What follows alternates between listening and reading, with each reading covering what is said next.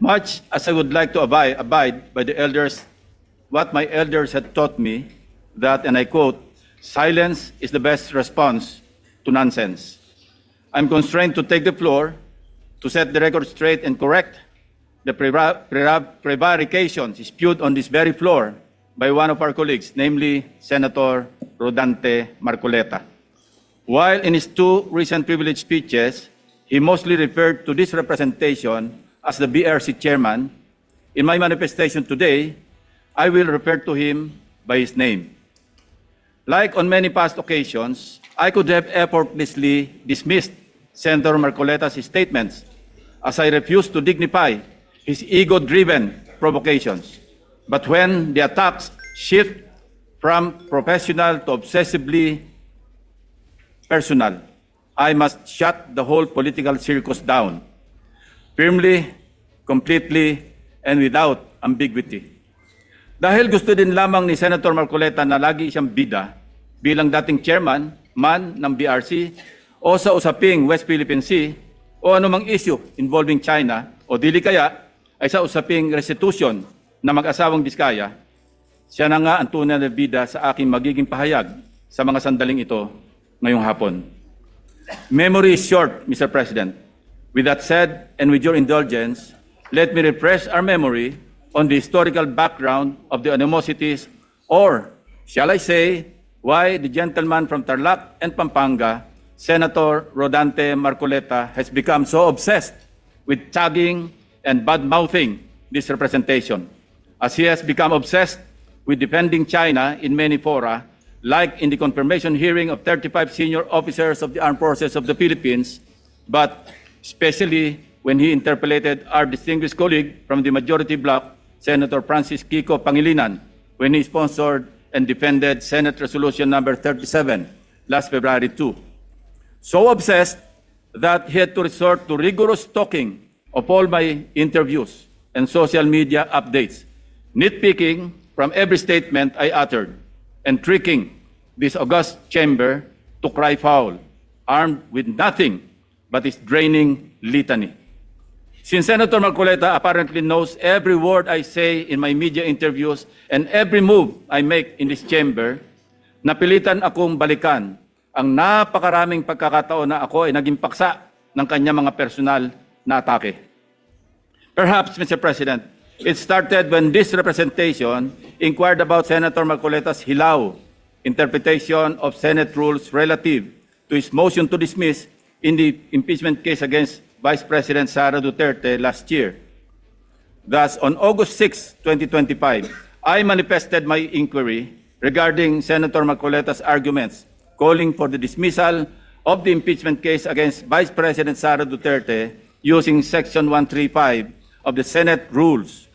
I highlighted that nowhere in our rules can we find a provision on a motion to dismiss, nor is there a suppletory application of the rules of court and other references like the Riddick's Manual, etc., to accommodate such a motion. I merely raised a parliamentary inquiry into how we can deal with the said motion to dismiss an impeachment case, given that we were then constituted as a legislative body in plenary session and not as an impeachment court. It was supposed to be a simple parliamentary inquiry from what I considered then, and I quote, medyo hilaw na interpretation ng ating Honorable Marcoleta, unquote. Ewan ko, Mr. President, simula nang nasopla ko si Senator Marcoleta sa floor, ay tila nagtanim na siya ng poot sa kanyang dibdib.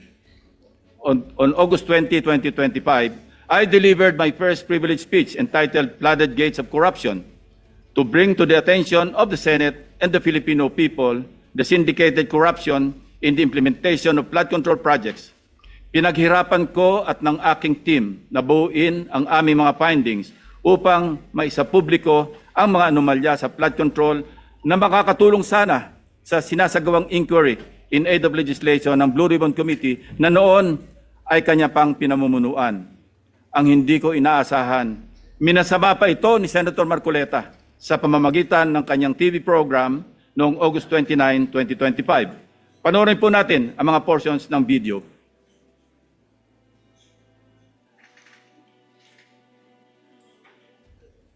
Ngayon, isang major committee, yung Blue Ribbon, bawal na yung gagawa ka pa ng sarili mong pagpapahayag. Lalong-lalo na kung doon sa pagpapahayag mo, parang uulitin mo yung mga bagay na dapat sana doon na ihayag doon sa naunang pagtalakay. Parang may sarili kang expose, may sarili kang version. Oo, isang major committee. hindi dapat na ginawa pa yun. Kumbaga, kalabisan na yun. Sa tuntunin kasi, bawal na yun. Lalo na kung doon sa pagpapahayag mo, ay parang uulitin mo yung mga bagay na dapat sana ay doon na ihayag sa naunang pagtalakay. Hindi dapat ginawa pa yun. Kumbaga, kalabisan na yun. Sa tuntunin kasi, bawal na yun. Yan ang sinasabi ng isang taong nakasalamin sa hating gabi. Na yung nag-epal siguro, yun ang pasikat, di ba? Yan ang sinabi niya, Mr. President. Mr. President, tulad ng kanyang motion to dismiss, nag-imbento na naman ng hilaw na rule si Senator Marcoleta. Kahit pagbali-baliktarin natin ang rules of the Senate, walang nagbabawal sa kahit sinong senador na magpahayag sa pamamagitan ng privilege speech kahit tinatalakay na sa komite ang paksa tulad ng flood control. May natapakan po ba akong ego sa aking privilege speech na naglahad sa kauna-unahang pagkakataon ng mga konkretong ghost at substandard flood control projects?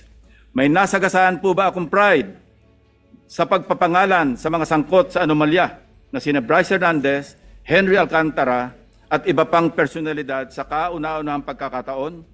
If yes, I refuse to apologize and feed on Senator Marcoleta's ego and pride. On September 9 last year, after the leadership change and subsequent reorganization of Senate committees, including the Blue Ribbon Committee with me as its chairman, hindi na lalo nakamove on si Senator Marcoleta. I was met with a barrage of undue criticisms by the former chairman, Senator Marcoleta, much of it characterized by a profound lack of respect for both this representation and the Blue Ribbon Committee. During the 23 September 2025 public hearing of the Blue Ribbon Committee, Senator Marcoleta disrupted the proceedings when he raised what he called a prejudicial question on my impartiality as the chairman, following a media interview where I simply answered a question about which among the source persons, in my opinion, between his favorite Diskaya couple and Bryce Hernandez of the famed BGC Boys appeared more credible. Siguro, nakakalimutan na ni Senator Marcoleta ang cases assigned for reading nung nasa law school pa siya. The Supreme Court in the case of Berbari versus Honorable Pedro Concepcion, GR number 16189, February 26, 1920, the court explained that, and I quote, prejudicial question is understood in law to be that which must precede the criminal action, that which requires a decision before a final judgment is rendered in the principal action with which said question is closely connected. Not all previous questions are prejudicial, although all prejudicial questions are necessarily previous. Hindi ko na nga siya pinatulan sa issue na yon para hindi ma-disrupt ang pagdinig kahit mali-mali dahil sa pagsasalang-alang sa kanya bilang isang abogado na dapat ay alam niyang applicable lamang ang prejudicial question sa mga criminal cases. Well, dapat. He exposed his ignorance as a member of the bar, particularly on the revised rules on criminal procedure, even as he invoked the issue of impartiality at the top of his voice and out of order and decorum, continuously interrupting the chairman and everybody else, while shamelessly appearing to act as counsel for the Diskaya couple, without even disclosing before the committee members that one of his family members was an independent director of insurance companies that provided bonds for contractors owned by the 207 billion peso flood control contractors, Curly and Sara Diskaya. Being a non-lawyer, Mr. President, I hate lecturing a lawyer, no matter how low he ranks among his fellow members of the bar, if I may borrow the words of former senior Associate Justice, Supreme Court Associate Justice Antonio Carpio. Since he is now asking for it, I also thought, as lawmakers, we may as well be educated in this regard. So let me state for the record the following. Under Rule 111, Prosecution of Civil Action, Section 7 of the Revised Rules on Criminal Procedure, the elements of a prejudicial question are A, The previously instituted civil action involved an issue similar or intimately related to the issue raised in the subsequent criminal action, and B, the resolution of such issue determines whether or not the criminal action may proceed. Kung may napansin ang mga manonood, ito ang naging asal ni Senator Marcoleta, which begged the question, why is Senator Marcoleta so protective of the Discayas? This inquiry remains valid and grounded, and I can show you from the many, many occasions he stood for in support of the Discayas. Let us watch. I'm raising prejudicial question. Ang mangyayari nito, so, mas credible si Bryce kaysa Discaya. Bakit gano'n? Why are you so protective of the Discayas? Why are you so protective? Nagmamadali daw po ako na mabigyan sila ng witness protection program. Yun po yung sinasabi ng batas eh. Pag hiningi nila with their consent, sapagkat nanganganib ang buhay niya, hindi ka magmamadali. Ilalagay ko po ba sa kamay ko ang kaligtasan ng mag-asawa na yun? Kinakailangang magsoli po sila ng mga nakulimbat nila, which to my mind is not correct. Paano mo sasabihin na magre-restitute ang isang tao? Meron na bang findings kung magkano i-restitute on how it can be restituted? Nag-a-apply pa lang eh. What is the reason behind the law? So that we can get justice, and justice can only be attained if there is restitution. So that is the principle behind all of these things that we are talking about now. Mr. Secretary, restitution will come after. It cannot be... Sir, it can come before or after, sir. It can come before or You after. cite the law that it come before. Yung Discaya, to my mind, were the first to apply under the Witness Protection Program. Ang problema po doon, kung wala namang korte pa pong nagsasabi kung talagang sila'y nagnakaw o nakapagnakaw, sino pong magkukwenta nun? Problem is, ang sabi ng dating DOJ Secretary, ba hindi kinakailangan isoli muna yung mga pinagnanakaw. So, paano ngayon siya magpo-process if that was dangled? So, ang tinatanong ko nga sa inyo, hindi sa sinungaling. Kayo ang nagbigay na ng condition kasi. Did you agree that you restitute any money to the DOJ? Wala po kang maibibigay po. At saka... O yun na nga, because wala kang maibigay, hindi ka niya ipoprocess under the Witness Protection Program. Is that not correct? So pinipili nyo yung gusto nyo i-process. Ngayon, kung ayaw ninyong bigyan sila ng protection under that law, kaya siguro umayaw na sila sa ICI. Mr. President, it is also coincidental that multiple news outlets revealed a damning link between Senator Marcoleta and the Discayas. In one news story, a relative of Senator Marcoleta was said to hold a directorship at Stronghold Incorporated and Milestone Guarantee insurance companies that provided bonds for contractors owned by the flood control king and queen, Curly and Sarah Discaya, at the center of a multi-billion peso flood control corruption scandal, raising conflict of interest questions in a high-profile Senate probe. Hindi pa po dito nagtatapos ang pagbibida ni Senator Marcoleta. Noong September 25, 2025, nagpresenta si Senator Marcoleta ng surprise witness sa katauhan ni Mr. Orly Gutesa. As chairman, I did not raise any objection to members like him introducing surprise witnesses during the proceedings at that time, as long as it can help in unearthing the truth behind the flood control mess, including and most importantly, exposing the masterminds, if evidence warrants. Gayunpaman, hindi pa man tapos ang araw, pumalag na sa media ang sinasabing nakapirma sa notary public na si Attorney Pechi Espera. Nakalaunan ay naging kasalanan ko pa din sa paningin ni Senator Marcoleta. Hindi po ang Senado ang nag-iimbestiga at nagbigay ng hatol na forged ang notaryo ni Gutesa. Mismong ang Branch 18 ng Regional Trial Court ng Manila ang nag-imbestiga. Independent yon sa Senado. Sa halip na tanggapin, galit pa sa resulta ng kaso dahil hindi naaayon sa gusto niyang kalalabasan ng investigasyon. Asal bida talaga. Ang matindi pa, nanakot pa na magsasampa ng kaso laban sa judge at abogado. Again, style bida. Pa-victim effect pa po masyado na parang bida sa pelikula.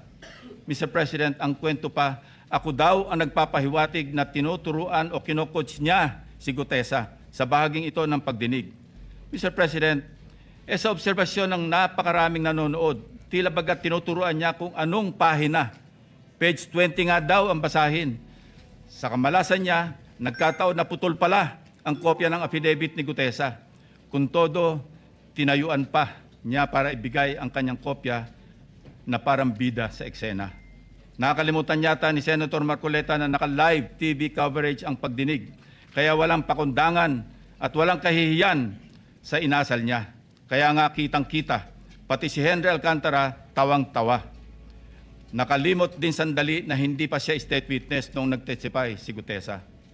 Let us watch the actual video dahil baka sabihin na naman niya nag-splice kami ng video. Let's watch. Nasabing basura, ito, Merong napuputol sa binabasa mo eh. Huwag kang magmadali. Huwag kang magmadali. naputol na, Ulitin mo yung paragraph 20. wala na akong, hindi ko makita na putol na siya.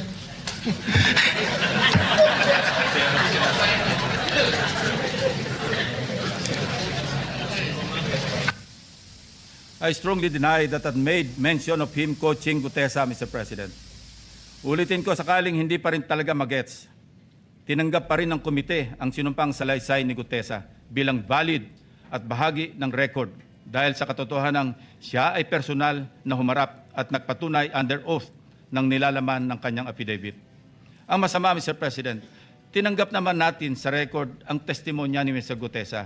Hindi pa rin tumitigil sa kakareklamo si Senator Marcoleta. Mr. President, ang tunay na issue hindi ang forged na affidavit kundi ang biglaang pagtatago at pagkawala ni Gutesa. For the information of this body, Mr. Gutesa, who was presented as a witness by Senator Marcoleta, has been unavailable since his initial appearance. Moreover, the committee made the option for Senate protection available to him, but he declined as evidenced by his signed waiver. And we are dutiful in locating him, Mr. President. Pinuntahan namin ang lahat ng addresses para mayabot ang imbitasyon ng komite and even rigorously visited our CCTV camera footage. Again, displaying his obsessiveness for the nth time, Senator Marcoleta even lambasted me by implying that I was surveilling his office. Galit na galit. Samantalang nais lamang nating matukoy kung sakaling may kasama si Mr. Gutesa nang dumating sa Senado upang sa gayon ay magkaroon tayo ng lead kung paano siya muling maimbitas sa susunod na pagdinig. Hindi ko na nga pinalaki ang aking mga obserbasyon sa paksang ito, Mr. President. Sa halip, sinubukan pa rin naming hingin ang kanyang tulong sa paghahanap kay Sergeant Gutesa. Again, Senator Marcoleta in his TV show ranted against me. Let's watch. Tatanungin ko siya, bakit mo kinur sa akin ito? Iniinsulto mo ba ako? Parang insulto naman sa akin yun. Ba't mo ikukor sa akin? Sino ka ba? I dare ask, Mr. President, if a committee member brings a witness bearing such damaging allegations, does the burden of transparency not follow? Is it not just proper to cooperate with the committee regarding his whereabouts? Why then does Senator Marcoleta find my position so offensive? On many occasions, Senator Marcoleta made statements that undermined the authority and collective integrity of the committee. Mukhang aabutin tayo hanggang bukas kung iisa-isahin ko pa lahat ang katakot-takot na pag-alipusta ni Senator Marcoleta sa komite na kinabibilangan din naman niya. He continued the same litany in his speech yesterday, Mr. President. Let me count and rebut it once and for all. 1. On the release of the minority report. Tahasang pinagmamalaki ni Senator Marcoleta ang minority report for the lack of better term, he said, na kanyang nilabas noong December 10, 2025, na siya ring naging paksa ng kanyang litanya kahapon. For his information, I wish to underscore a part of Section 22 of the Senate rules shown on the screen, which states that, and I quote, concurring and dissenting reports may likewise be made by the members who do not sign the majority report within 72 hours from the approval of the report. Napakalinaw naman po, Mr. President. Concurring and dissenting reports may be made 72 hours after the committee report has been approved by the majority vote of all its members. Siya na nga itong gawa ng mga bagay na wala naman sa alituntunin ng Senado. Pagkatapos, ako ang pagbibintangan niya na epal. He even had the audacity to declare, and I quote his speech, a submission anchored on the same hearings, 3 of which he actually presided, the same resource persons, and the same affidavits. Masasabi ba niyang pangbasura lang din ang lahat ng yun? At this point, Senator Marcoleta must know that rhetorical fallacies do not amuse me, Mr. President. If the release of this so-called minority report and its contents did not amount to a direct affront to the chairman and to the committee as a collegial body, then I'm not sure what is. May I also emphasize, Mr. President, that this same report brazenly stated that, and I quote, the BRC, Blue Ribbon Committee, cannot and should no longer compete with the National Prosecution Services and eventually the judiciary in finally disposing of these cases, unquote. Clearly implying that the committee must conclude its proceedings. Mr. President, sino ba siya para pangunahan ang chairman at ang mayorya na miyembro ng committee? Wala sa lugar, wala sa hulog. Saganang akin lang din naman, kagulat-gulat po ba ang naging reaksyon ng representasyon na ito na walang lugar ang ulat na yan kundi sa basurahan? Kayo na ang humusga, Mr. President.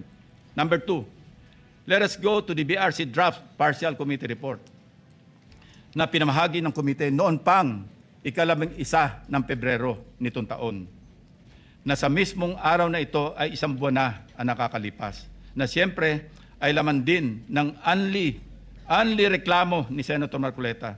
Anya, ang natanggap ng kanyang opisina ay isang PDF file or document na may watermark ng bawat opisina na nakatanggap nito na wala man lang daw pirma ng chairman ng komite.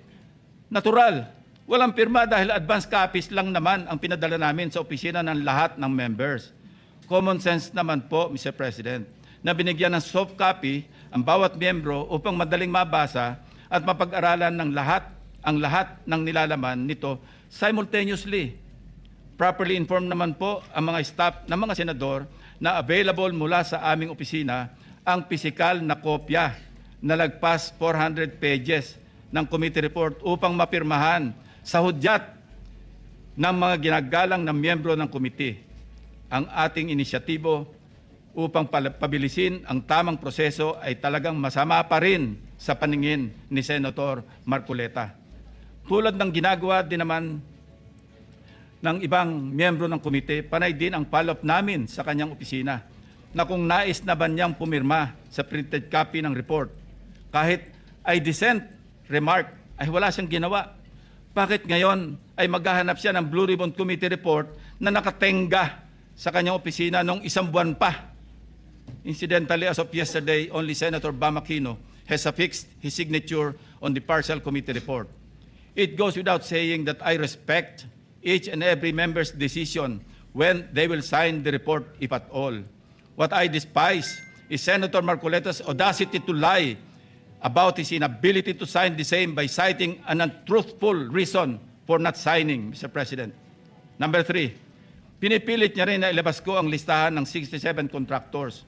He said in his speech, and I quote, in his press release dated August 10, 2025, posted on the Senate website, the BRC chairman disclosed that House members called him and that he had a list of 67 congressmen who are contractors. Yet, he did not summon them to any BRC hearing. Why did he not name them to be fair to the rest of the members of the House of Representatives? Ito po ang tunay na splice, Mr. President. Kung babasahin lang po ni Ginoong Marcoleta ang susunod na sentence, malinaw na malinaw po ito. And I'd like to paraphrase. Lacson clarified that he merely asked a congressman friend from the lower house and that, again I quote, I chuckled and said, I don't have a list. Ulitin ko po, noon at hanggang ngayon, kahit ipagpilitan at isplice ng kung sino, wala akong listahan at wala akong sinasabing may hawak akong listahan ng mga tinuguroang contractors.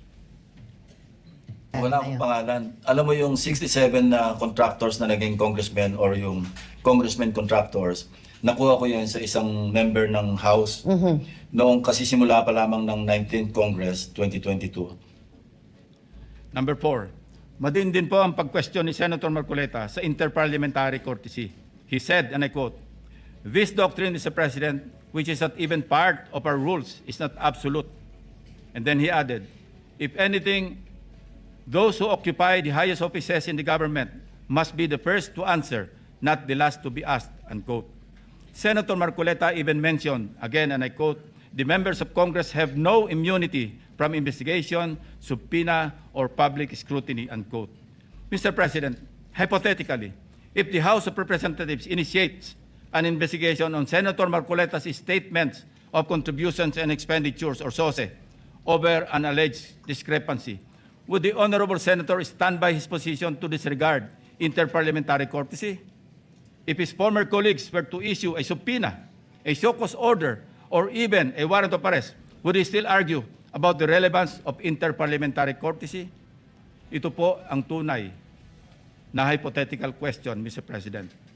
Lest we forget, 2 taon pa lamang ang nakakalipas. Siya mismo ang nagsisisigaw sa House of Representatives at nag-motion na i-terminate ang budget deliberations para bigyan ng parliamentary courtesy ang Office of the Vice President. In his words, Mr. President, Parliamentary procedures, Madam Chair, grow from or are enriched by traditions, experiences, and precedents. You may not like the person, you may not like her presence here, but you have to respect the office of the Vice President. That is all, because that is guided by the tradition. Kahapon po, kagaya po na sinabi nila, wala nang pinagtanong sa office of the President, and that is correct. That is in line with that tradition. such hypocrisy, such double standard, such a farce that does not dignify an answer, Mr. President. Incidentally, since I mentioned the SOSE case with the COMELEC in violation of the Omnibus Election Code, kung ninanais ko lamang na ipahamak siya, ay naghain na sana po ako ng Senate resolution calling for an inquiry in aid of legislation para ipatawag ang mga COMELEC officials upang ipaliwanag bakit masyadong delayed ang usaping ito. When the issue of Senator Marcoleta's failure to disclose his campaign contributors in his sources surfaced, our dear colleague tried to clarify the matter. In fact, during his own show, sa Ganang Mamamayan, dated November 8, 2025, he made the following disclosure. Please watch. Nelson, alam mo, mga kaibigan ko, nagbigay sa akin talaga. Alam mo, pakiusap lang nila, isa lang. Tanggapin mo ang tulong namin sa'yo. Okay. Congressman ako noon, Kong, kami po ay naniniwala na karapat dapat kang makarating sa Senado. Tanggapin mo ang lagang to. Marami sila. Isa lang ang kanilang pakiusap sa akin. Ano po yun? Eh sana wag mo na kaming i-disclose ang identity. Ngayon, kapag ka naglagay ako ng figure sa contribution, mapipilitan akong mag-disclose ng pangalan nila. Alam mo kung bakit? Merong kaakibat na kung tawagin ay deed of acceptance of donation. Paano yun kako? May contribution to eh. Hindi, sabi niya, binigay ko nga sa'yo contribution, pero utang na loob mo sa akin yan. Ituring mo na lang na utang, sabi niya, di ba? Loan. But when he was issued a show cause order by the COMELEC, he tried to backtrack on his arguments by saying that he received those contributions when he was not yet a candidate, as defined by the decision of the Supreme Court. I guess Senator Marcoleta and his legal team thought they were being smart by being technical about when these contributions were made. Pero nakakatawa, Mr. President, wala nang mas lilinaw pa sa sariling pag-amin ni Senator Marcoleta. Tumanggap siya ng pera para magkaroon siya ng utang na loob sa mga taong yon. Isang maliwanag na admission against interest, ang sabi nga ng mga abogado. Bilang isang abogado, dapat alam ni Senator Marcoleta na dahil dito ay shoot siya sa balde sa kasong indirect bribery under Article 211 ng Revised Penal Code dahil member siya ng House of Representatives ng panahon na yon. Maliwanag sa batas na krimen sa mga public officials na tumanggap ng pera o gift by reason of their office kahit walang pangako na particular act or omission sa nagbigay ng pera. Bakit nga ba hanggang ngayon ay hindi pa rin nilalabas ng COMELEC ang resolution ng SOSE case ni Senator Marcoleta? Number 4, as for Mr. Saldico, let me state this plainly. 2 beses nating siyang naimbitahan para personal na humarap at personal na mag-testify sa komite. He needs to appear and substantiate the statements he posted on his Facebook account. Twice, he refused, citing medical and security reasons. Dahil sa bigat at seryosong aligasyon kanyang binitiwan, hindi maaaring pahintulutan ng komiting ito na manatiling nakabitin ang mga akusasyon na hindi siya humaharap at nanunumpa sa harap ng kapulungang ito.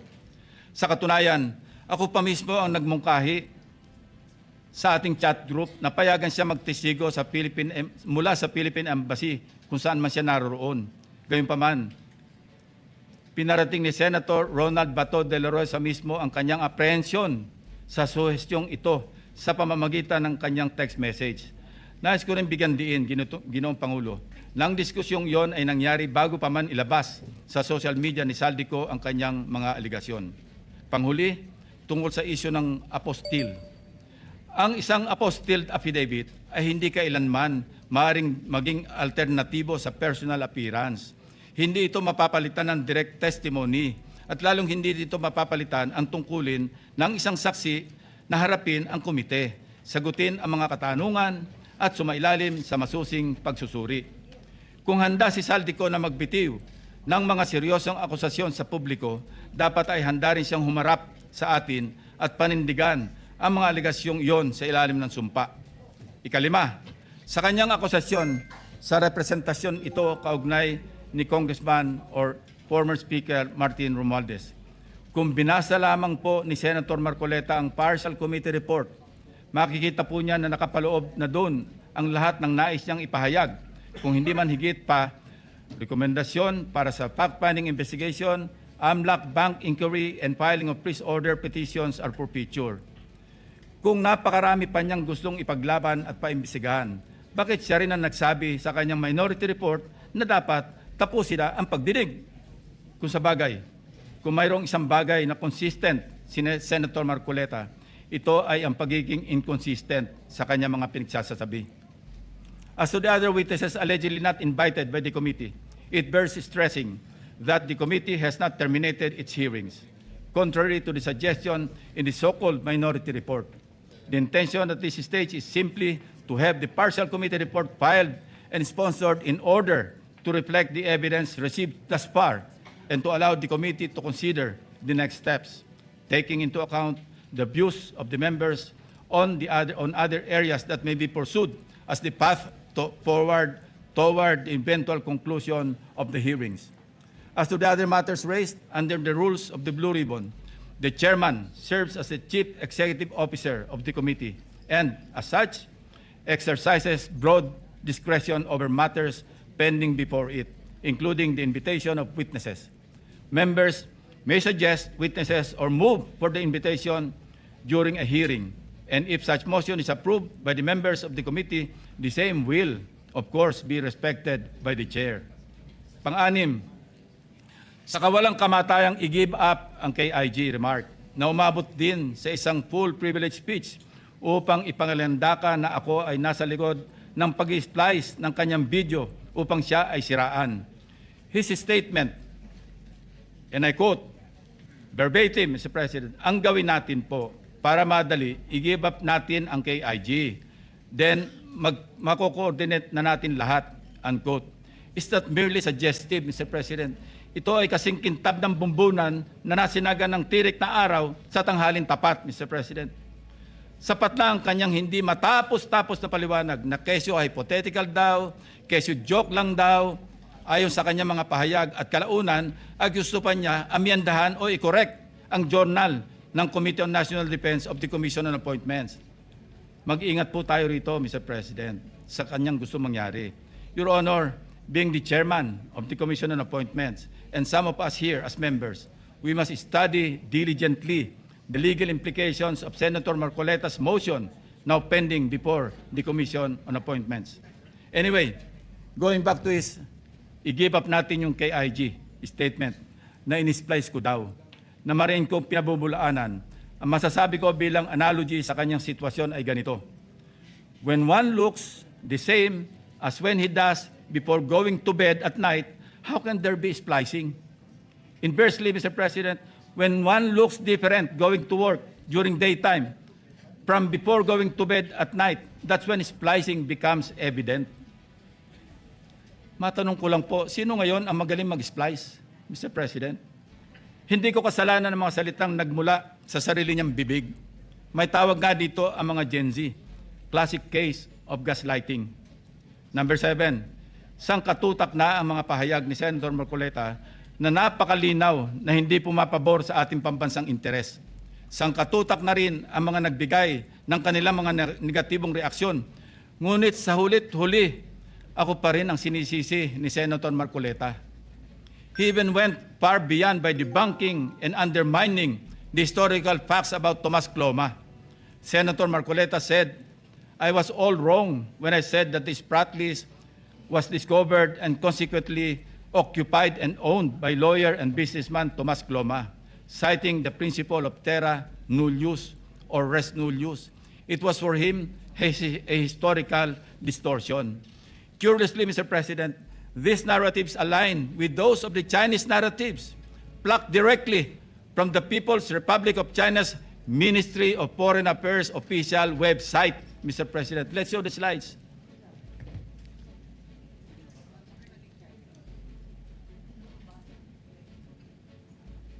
Ayan po, kita-kita natin. Kung anong sinabi ng website ng Ministry of Foreign Affairs ng People's Republic of China, yan din ang kanya sinasabi. Now, Senator Marcoleta speaks of a pattern that he himself built in his head to discredit this representation. But if we backtrack the events that transpired in the past several months, one thing is crystal clear. When cornered by the fault of his own doing, he employs a diversionary maneuver, pathetically stretching the conversation, no matter how illogical, until people get drained and tired. Just as a squid squirts ink to darken the water and blind everyone around while it swims away, a person may throw out irrelevant issues, fake scandals, or emotional outbursts to distract the public from the actual evidence or the main point of an investigation.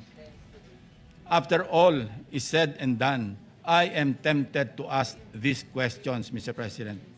On the West Philippine Sea, which side of the South China Sea is Senator Marcoleta on?